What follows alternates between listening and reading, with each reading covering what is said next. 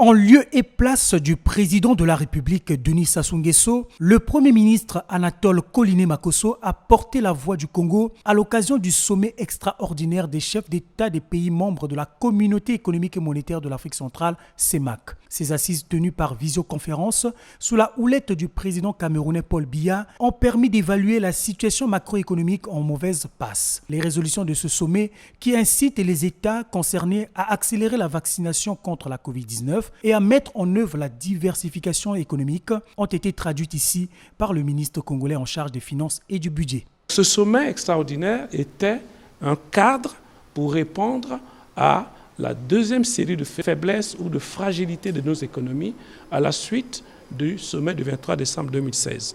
On a pris donc un certain nombre de mesures, soit en autonomie, c'est dans le cas du PREF-CEMAC, soit en accord avec le Fonds monétaire international, de telle sorte qu'on puisse résoudre ces déséquilibres.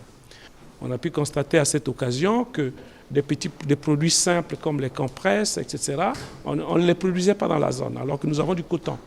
Améliorer le climat des affaires, diversifier nos économies, et ceci, bien sûr, pour protéger nos populations, créer des emplois et distribuer des revenus. Les États de la CEMAC se sont adressés au monde pour un accès rapide, équitable au vaccin. L'accélération du programme de vaccination dans nos 6 États.